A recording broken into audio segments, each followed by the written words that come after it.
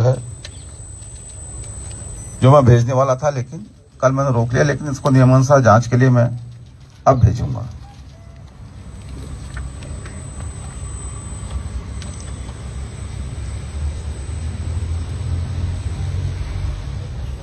ये वो कागजों का बंच है जो पुजारी की तरफ से मुझे दिया गया है। इसमें चूंकि मैं स्थानीय विधायक हूं, इसलिए मुझसे यह अपेक्षा की गई है कि मैं इसमें कार्रवाई करूं। और इसमें लिखा है कि अवैध निर्माण कार्य रोकने का अनुरोध, मंदिर वाड़े की जमीन के 50 फीट गुणा 30 फीट का अवैध अनैतिक स्टेट ग्रांट पट्टा निरस्त करने हेतु। ये मेरा कहना नहीं है, ये पुजारी का कहना है। चलिए, ये पूरी जांच का विषय है। मैं किसी भी प्रकार से न पुलिस जांच को दिशा देना चाहता, न पुलिस की जांच में इंटरफेयर करना चाहता। मैं चाहता हूं कि पुलिस निष्पक्ष जांच करे।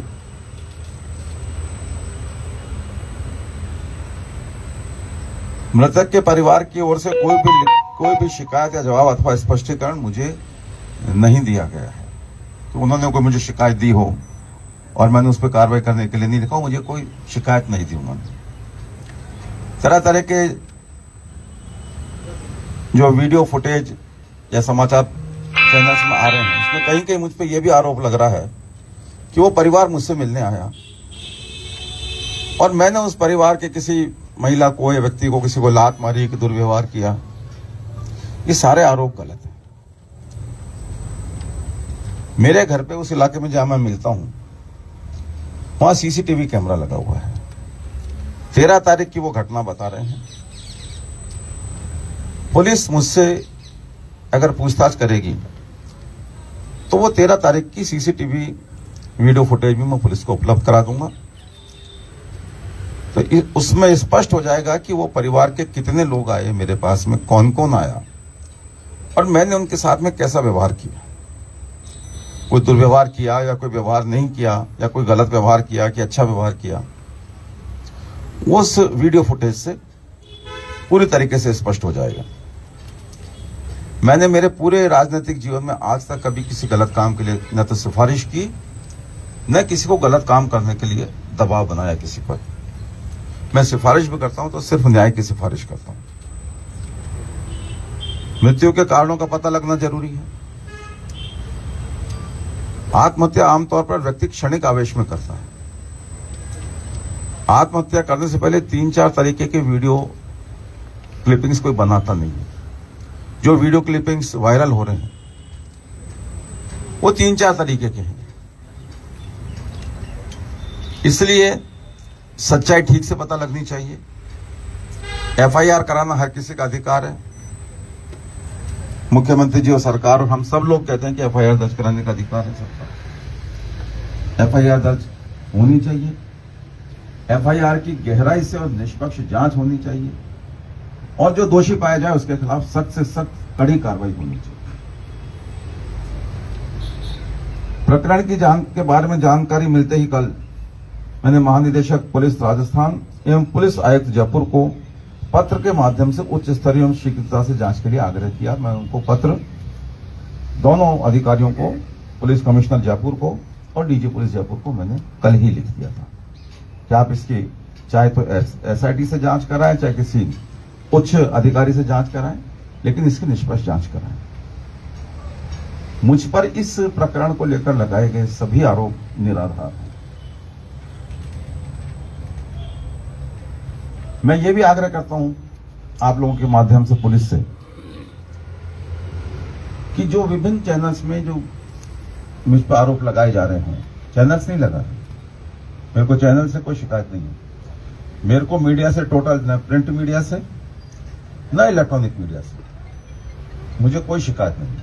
आप लोग अपना काम कर रहे हैं। मुझ पर एफआईआर दर्ज हुई, उसकी जानकारी होना, वो छपना, वो न्यूज में दिखाना, वो आपकी जिम्मेदारी है। लेकिन मैं चाहता हूं कि मेरे पे आरोप लगाने वाले कोई व्यक्ति हों, वो चाहे उनके परिजन हों या उनके और कोई साथ के लोग हों, मुझ पे जो जो आरोप लगाए जा रहे हैं, मैं चाहता हूं सबकी जांच हो। मुझसे भी स्पष्टीकरण मांगा जाए उनके पास भी अगर कोई सबूत है तो उनको वो सबूत देने चाहिए, और अगर सबूत नहीं है तो अपने आरोप उनको वापस लेने चाहिए।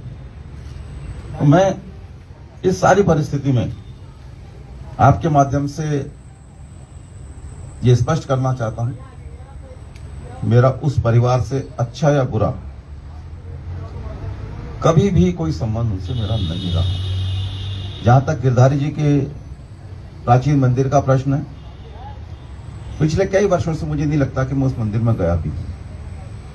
मेरा उस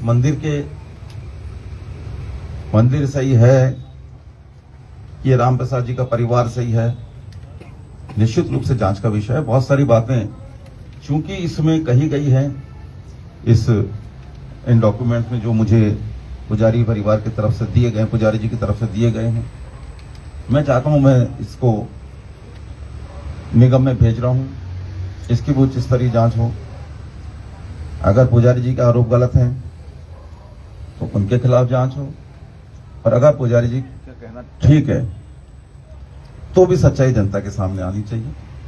मैं आपसे भी उम्मीद करता हूं, आपकी भूमिका अभी तक पूरी तरीके से निष्पक्ष रही है। आप कहीं कोई चैनल, कोई समाचार पत्र किसी भी तरफ से अभी तक पार्टी नहीं बना है, न मेरा किसी ने अनावश्यक बचाव करने की कोशिश की है, और न मेरे पर किसी ने अनावश्यक आरोप लगाने की कोशिश की है। लेकिन जो आरोप लगाए जा रहे हैं उनकी जांच आवश्यक है, और जिस तरीके का मैं व्यक्ति हूं, अगर मेरे पे प्राइमा फेसी भी कोई आरोप सिद्ध होता है तो मेरे से किसी को कुछ डिमांड करने की जरूरत नहीं पड़ेगी। मैं खुद ही वो सारी जिम्मेदारी लेके जो उच्च नैतिक मूल्यों के अनुसार जो कदम उठाए जाने चाहिए वो कदम अपने आप उठा लें। मैंने पूरे राजनीतिक जीवन में अब तक कभी भी किसी गलत काम की कहीं सिफारिश नहीं की। मेरे पास आपके मीडिया के भी कुछ मित्र आते हैं कभी किसी काम के लिए, कि हम सब सामाजिक लोग हैं, कभी मुझसे भी आपको काम पड़ सकता है, कभी मुझे भी आपसे काम पड़ सकता है। लेकिन मैंने अगर काम नहीं होने वाला है या काम ठीक नहीं है तो मैंने कभी कहने में संकोच नहीं किया कि भाई ये मेरे से नहीं हो पाएगा, ये ठीक है। कभी पूरे जीवन में कोई गलत काम नहीं किया। ये तो इस उम्र की बात है। मेरे ऊपर तो छात्र जीवन में कभी कोई एफआईआर दर्ज नहीं हुई। मैं यूनिवर्सिटी का प्रेसिडेंट रह लिया, छात्र राजनीति कर ली। वो उम्र जब आदमी जोश में कुछ कर गुजरता है, उस वक्त ही कभी किसी एफआईआर दर्ज होना दूर की बात है, किसी एफआईआर में नाम ही नहीं आया मेरा। मैंने कैसा जीवन जिया है ये आप सब जानते हैं। तो मैं आपके माध्यम से ये कहना चाहता हूं कि जो आरोप मीडिया के माध्यम से मुझ पर लगाए जा रहे हैं विभिन्न लोगों द्वारा, आप भी सक्षम हैं, आपके भी अपने रिसोर्सेज हैं, आप भी उनकी जांच करें। अगर मैं कहीं दोषी पाया जाऊं तो मुझे बताएं। मैंने जैसा वादा किया है कि उच्चतम नैतिक मूल्यों का पालन करते हुए उच्चतम मैं उस कार्रवाई को अपने पे लागू करूंगा। आप कुछ पूछना चाहें तो मुझसे पूछ सकते हैं। जोशी जी, इस मामले की आपको पहले से जानकारी थी या नहीं थी? मेरे से तो कोई व्यक्ति, मैंने इसमें लिखा है, पॉइंट्स आपको दे दूंगा मैं भी। आपको ये इसमें जरा सा मुझे थोड़ा सा सुधार करना है, एक लाइन का, वो करके मैं आपको दे दूंगा। मेरे को तो कोई मतलब नहीं, मुझे पता ही नहीं है कि वहां कोई विवाद भी चल रहा था। मेरे पास तो 13 तारीख को जैसा वो बता रहे हैं, मैंने भी देखा, बाद में वीडियो मेरे पास क्लिपिंग्स देखी मैंने, सीसीटीवी की, उसमें संभवतः उस परिवार के 2-3 लोग यहाँ पे आए थे। उससे कोई 2-4-5 दिन पहले, 2-3 दिन पहले मुझे किसी ने कहा कि वहां मंदिर का में कोई निर्माण चल रहा है जो गलत है।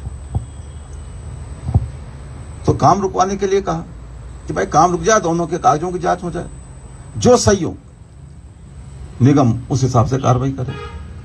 मेरा इस विवाद में कहीं कोई न पहले न बाद में, आज न बाद में मेरा कोई लेन देन नहीं। मैं क्यों किसी को परेशान करूंगा जिसको मैं जानता ही नहीं हूं। मैं तो वैसे किसी अनजान आदमी से ही दुर्व्यवहार नहीं करता। आप सब मेरे नेचर जानते हैं, पूरा जयपुर, पूरा राजस्थान मेरी नेचर जानता है कि मैं दुर्व्यवहार करता नहीं हूं किसी के साथ में। तो मेरे घर कोई आएगा तो उससे तो कैसे दुर्व्यवहार करूंगा। जो भी व्यक्ति यहाँ आता है वो मेरे लिए मेरा सम्मान बढ़ाने आता है, तो मेरी जिम्मेदारी बनती है कि मैं उनका भी सम्मान बढ़ाऊं। मैंने किसी के साथ दुर्व्यवहार नहीं किया। नैतिकता की आप बात कर रहे हैं, तो क्या आपको वहाँ जाना नहीं चाहिए था इस पीड़ित परिवार से मिलने? कुछ महिलाएं अभी पीड़ित परिवार की यहाँ पर आई थी आपके बंगले के बाहर, पुलिस ने जबरन उठा दिया उनको। देखिए, कई चीजें ऐसी होती हैं, ये सुनने में अच्छी लगती है कि मुझे वहां जाना चाहिए था, मैं वहां जाता। विधानसभा क्षेत्र मेरी बात तो सुन, मैं अगर वहां जाता और कुछ लोग मेरे को देख के अनावश्यक आक्रोश वहां पैदा करते, वो ठीक होता कानून व्यवस्था की स्थिति के हिसाब से? मेरे मन में दुख है। ये तो मेरे विधानसभा क्षेत्र का निवासी था, मेरे क्षेत्र का मतदाता था। जयपुर का, राजस्थान का कोई भी बाशिंदा होता, उसकी मृत्यु होती तो उसको मुझे दुख होता। इसलिए नहीं जाने के पीछे भी कोई सकारात्मक ही कारण है, कोई दुर्भावना नहीं है। महिलाएं यहाँ पर आई हैं, उनको भी हटा दिया है। भाई ये तो हाईली सेंसिटिव एरिया है। यहाँ बिना, हम जब यहाँ पे रूट लगता है गवर्नर साहब का और मुख्यमंत्री जी का, हम मंत्री लोग अंदर बंद रह जाते हैं कि जब रूट क्लियर होता है उसके बाद ही बाहर निकल सकते हैं। तो ऐसे सेंसिटिव एरिया में बिना परमिशन के अगर कोई आएगा, धरना प्रदर्शन करेगा, तो ये पुलिस का और प्रशासन का काम है, वो देखें। मिलना चाह रहे थे आपसे? मेरे से मिलना चाह रहे थे, मुझे कहते मैं सुबह रोज मिलता हूं।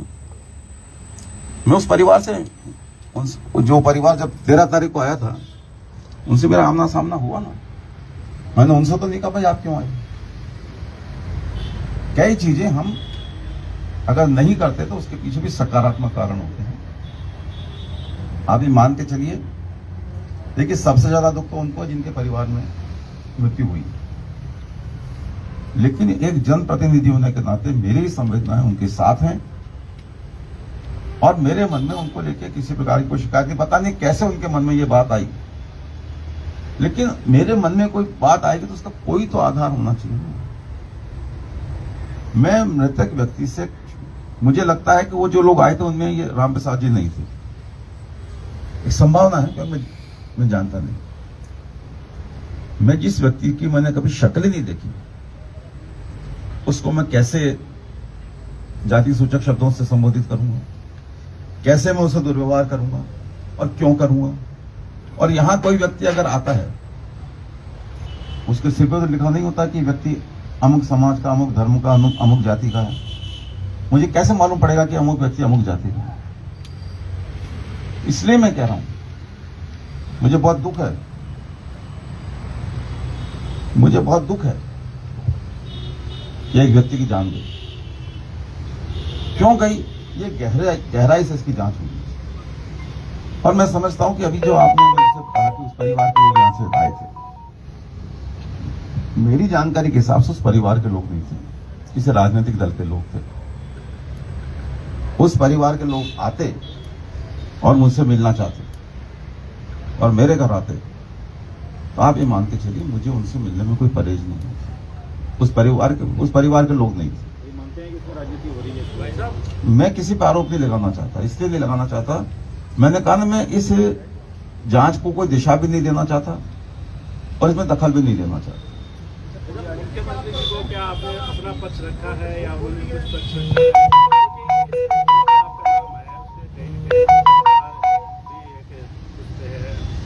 तो क्या आपको इस्तीफे की पेशकश करेंगे? मैंने कहा ना, प्राइमा फेसी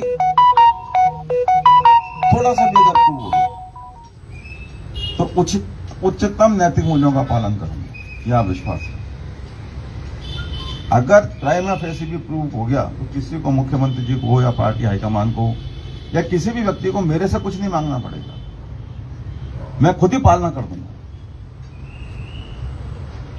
अगर मैं इस केस में कहीं इन्वॉल्व होता थोड़ा बहुत भी पहले से और फिर मुझ पे आरोप लगते, तो मैं प्राइमा फेसी मेरे पे आरोप बनते। लेकिन मैं जिस व्यक्ति को जानता ही नहीं, वो व्यक्ति ये कहे कि मैंने प्रताड़ित किया, मेरे ख्याल से किसी के भी गले नहीं उतरेगी।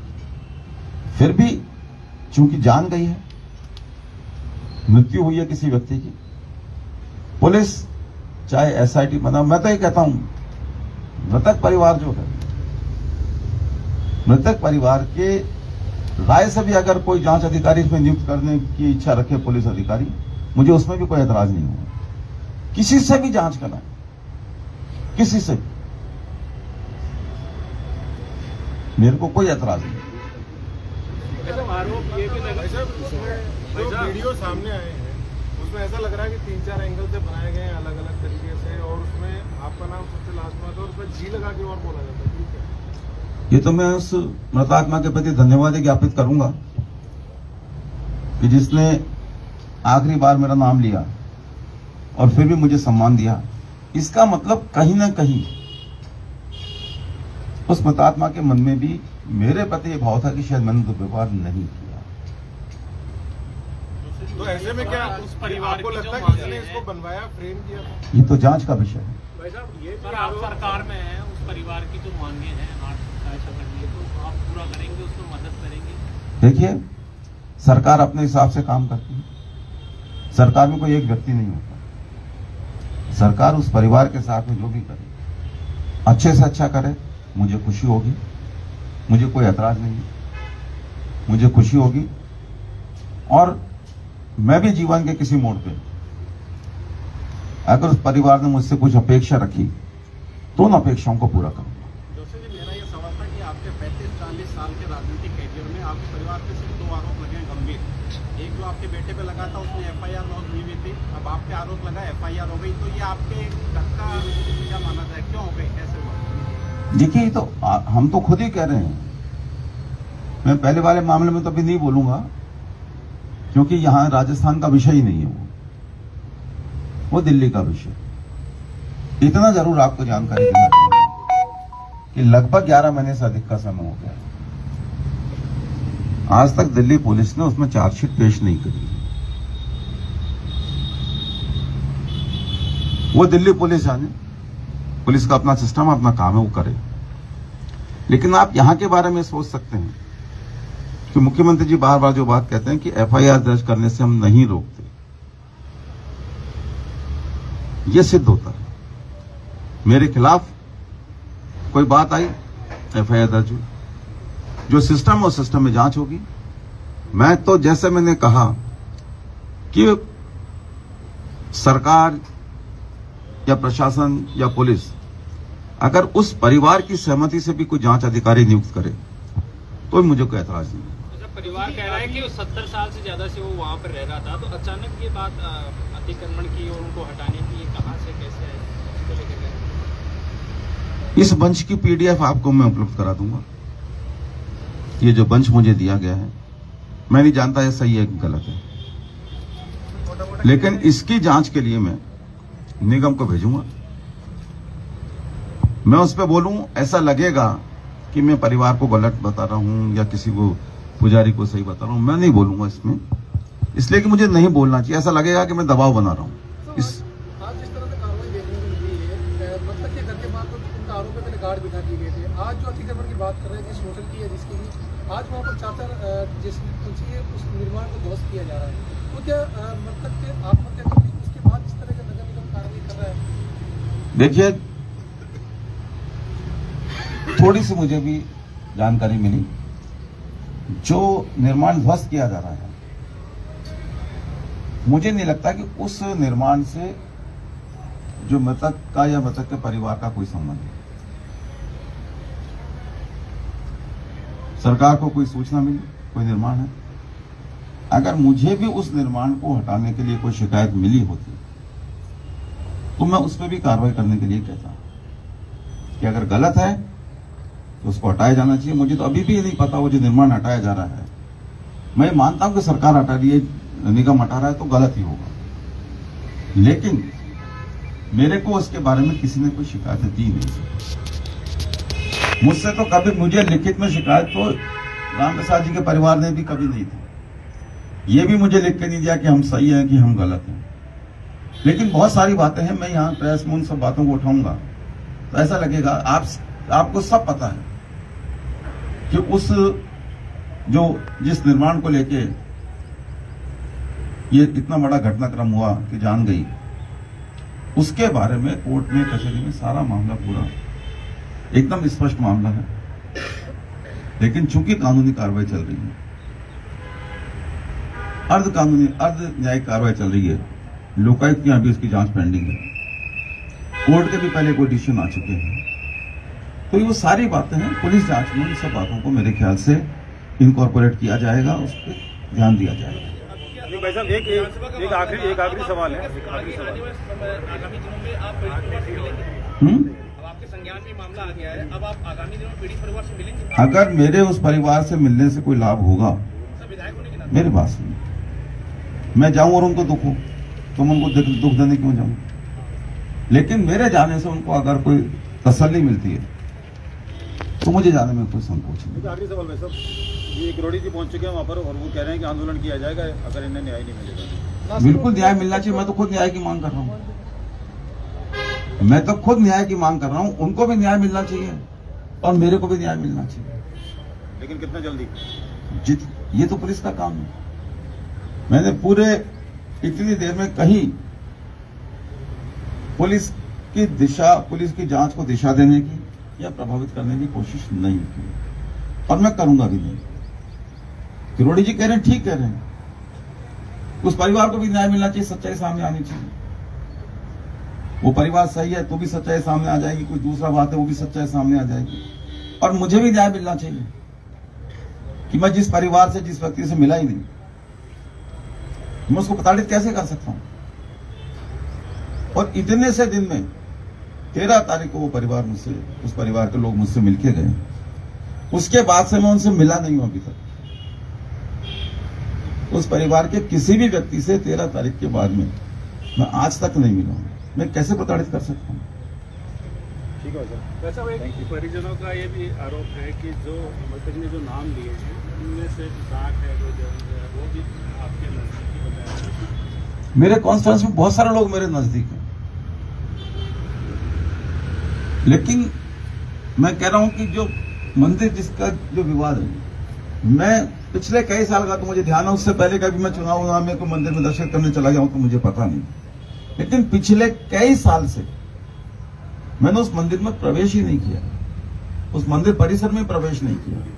मुझे अभी भी यह पता नहीं कि मंदिर के किस हिस्से में राम प्रसाद जी का परिवार रहता था या किस हिस्से में निर्माण चल रहा था, मुझे यह भी पता नहीं। मैं तो इसलिए मेरे पास कोई शिकायत के लिए आता हूं, मैं कहता हूं मैं लिख के दे जाओ, जांच के लिए भेज दूंगा। जो जांच में जो रिपोर्ट आएगी वो कार्रवाई हो जाएगी। रिपोर्ट आने का ये फायदा होता है, रिपोर्ट में अगर संतुष्टि नहीं होती है तो लिखित डॉक्यूमेंट चूंकि होता है, व्यक्ति के पास में कोर्ट में जाने का भी आधार होता है, उस जांच को और आगे बढ़ाने का भी आधार होता है, जबानी कुछ नहीं होता। इसलिए मैं हमेशा, मेरे पास कोई शिकायत लेके आए, कोई बात लेके आए, मैं कहता हूं लिखित में दे। तो मैंने, वो मुझसे मिले होंगे तो मैंने उनसे भी कहा होगा, क्योंकि मुझे पता नहीं था कि मैं इनसे आखिरी बार मिल रहा हूं, मुझे क्या ध्यान रहे। लेकिन इतना जरूर है, मैंने अगर उनसे एक लाइन की बात करी होगी तो उनसे यही बात करी होगी, भाई आप लिखित में दे दीजिए, जो मुझे आज तक नहीं मिला। वो लिखित में देते तो उसको भी जांच के लिए भेजते। 15 तारीख को पुजारी जी ने दिया, जैसे मैंने बताया, 15 को दिया, 16 को संडे था, कल भेजने वाला था, कल ये लेटर तैयार किया हुआ था, लेकिन कल ऐसी घटना हो गई तो मैंने रोका। आज मैं आपके सामने हूं, कल मैं जांच के लिए, ये 17 तारीख का लेटर डिस्पैच है मेरे रिकॉर्ड में, मैं इसको जांच के लिए अब कल भेजूंगा। और अगर आप लोग को मुझसे इस मंच का कुछ डॉक्यूमेंट्स चाहेंगे तो मैं पीडीएफ से आपको भी उपलब्ध करा दूंगा। FIR दर्ज होने के बाद क्या पुलिस ने जांच के लिए संपर्क किया? नहीं, अभी तक नहीं, अभी तक नहीं किया, क्योंकि मैं एक अंदाजा कर सकता, कल तो FIR दर्ज हुई है, आज पुलिस अपनी तैयारी कर रही होगी, जांच किससे करानी है, क्या करनी है। मेरे ख्याल से जैसे ही कोई जांच अधिकारी नियुक्त होगा, वैसे ही सबसे पहले उनको मुझे कॉल करना होगा, या तो वो पीड़ित परिवार के बयान लेंगे, भाई आपको कुछ बयान देना है, तो जो भी उनका प्रोसीजर है मुझे बुलाएंगे, मैं सहर्ष पहली फुर्सत में बुलाते ही पुलिस के पास जाऊंगा। आपका नाम लेना ये राजनीतिक षड्यंत्र हो सकता है क्या आपके विरुद्ध? मैं कुछ भी आरोप नहीं लगाना चाहता, मैं नहीं समझता, मैं नहीं समझता कि राजस्थान की ऐसी परंपरा है कि किसी पर आरोप लगाने के लिए किसी की जान पे खेल दिया जाए। राजस्थान की ऐसी परंपरा नहीं है, मैं किसी पर आरोप नहीं लगाता। और ये तो जान गई है भाई, जिसके कारण ये हुई, अगर वाकई में दोषी है तो उसके खिलाफ कार्रवाई होनी चाहिए। और ये क्षणिक आवेश में कोई बात हो गई है क्योंकि तो फिर जिनके खिलाफ आरोप है उनको न्याय मिलना चाहिए।